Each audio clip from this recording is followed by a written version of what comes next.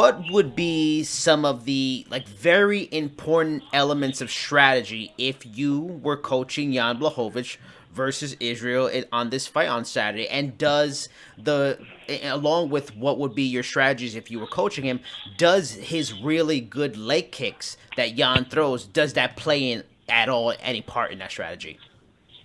And I think part of the strategy is the preparation for the fight. So um, Jan's obviously a big dude. He's got a lot of power, well-rounded. He's been fighting at 205, obviously, for a long time. So they get used to a body type. They're used to speed and power there. Um, Adesanya is going to be obviously fast and agile and long. So part of the strategy is, and I'm assuming they, have checked this box, but part of the strategy is that they need to have put, guys like Adesanya in front of Jan so that they could work around some of the issues that they potentially will have in that cage with somebody that's, long, fast, and agile, and obviously a good striker. So, one of the strategies would be to go find training partners that have a similar style, good kickboxers, guys that are, Adesanya's size, and get a real good look for Jan in practice. Because one of the issues in that fight, or not even issues, questions is, can Jan find Adesanya? Can Adesanya stay away from Jan's power? I mean, the size and power. That's really the questions being asked about that fight. So I think you answer a lot of those in practice, and whatever has happened in practice for Jan, for example, and the adjustments they've made with that type of body and style, then that the adjustments in practice will then dictate the absolute strategy for the fight. Now, when it comes to the fight, let's just say all that's done, checked all those boxes, you made adjustments, we're ready to rock and roll.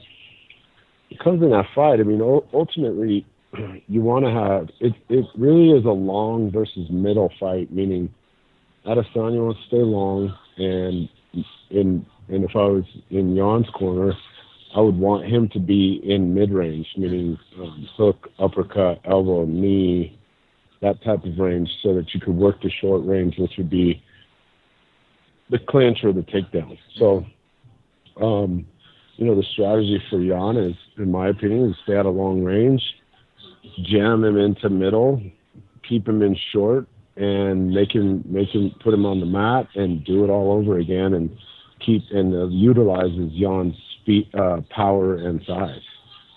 And I'm glad you brought up the idea of bringing training partners in that mirror Adesanya, because speed is a big issue in this fight, at least for Adesanya's side of it. How big of a deal is it to have a good speed advantage in a fight and know how to use it on an expert level, and not just in strikes, but the footwork Israel also can use too. Everyone knows the saying, like, speed kills. Is speed an attribute that can like really nullify good power and good wrestling? Yeah, speed with agility for sure. Speed with angles, 100%.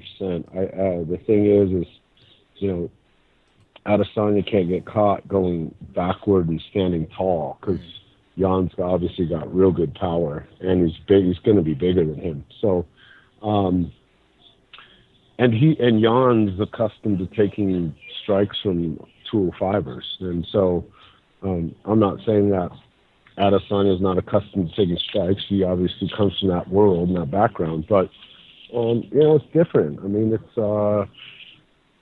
it's crazy how big the 205ers are. They're most of them in the cage are the size of some of these heavyweights that are fighting around 230, 240. Yeah. So I remember when Anthony Smith fought Rakic, they both obviously weighed in 205, 206, and then Rakic weighed 237 fight night. I mean, that's the size of Stipe. Yeah. So, that size and power is a big deal. And so the speed is really utilized when you're making Jan chase you, or Jan is plotting his feet and, not utilizing the agility that Adesanya is going to have. So that's when Adesanya can, be a sniper and strike from the outside. And it's an outside game for Adesanya in that fight. He's not known to be a power puncher in the pocket. Mm-hmm. He's known to be a sniper. So, and obviously he's really good at it.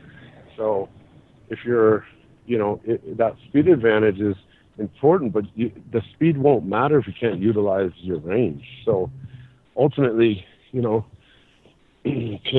Adesanya utilize that range and not get stuck in a middle to short range with someone that's going to be bigger and stronger? Yeah. Now, last question, going to the idea of big and stronger, you mentioned power and stuff like that. How, from like a coaching perspective, you have this talent like Jan Blachowicz, who clearly has this big power advantage. How do you make that work for you? Is it simply, okay, he's stronger, if he lands good shots, he lands the good clean shots, it'll work? It's the wrestling, get his hands on Israel, use that power, use his technique, or even is it as simply as something like throwing kicks, making him block, throwing strikes, making him block, and even the I guess you could say damage from taking those strikes, having to defend those strikes? Is that even a simple way to make that power work for him long term in that fight? Yeah, just put it. You're saying for Jan, essentially. Yeah. Yeah, it's the thing about it is when Jan is hitting him, big misses on Jan's part take away energy. And so if you're Adesanya, you want to have him, you want to appear like you're attacking, but essentially you're counter striking and you're making him miss.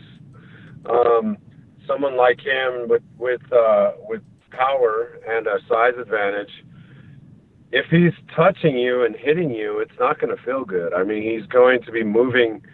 If he's doing it technically correct, Jan's going to be moving Adesanya out of his stance. And so, yes, you take some of the movement away by attacking the legs. You take some of the movement away by the thing for Jan too, strategy wise, is you can't fight Adesanya you can't fight him in the whole cage. You got to fight him in triangles in the cage. And so, cutting him off and utilizing that instead of chasing is a big deal. So, they're the world champions. I'm assuming that these are things that they've looked at and done. But if you are chasing Adesanya around the cage, you're going to have a long night because he's good at staying long and being a sniper and picking guys apart and eventually hurting them by chipping away. And so, the part of that is you got to get your hands on him. You got to make him feel your power, and you got to make him feel. It's not that Jan's slow. He's not slow by all means. But the advantage Adesanya has in this is his speed and his agility, and so Adesanya does a great job of setting traps in his striking. He makes a movement and then he does the same movement and does something different behind it, and so he's setting traps doing that. And Adesanya's trap setting is going to be vital for a victory. If he's just sitting there hitting basics, which you haven't seen him. You've seen him hit basics, but he's used traps off of basics. So he's great at that. Jan just has to be able to shut that down with that middle range. He can't set the traps that he sets in mid-range. You can't set those traps that he sets in short range.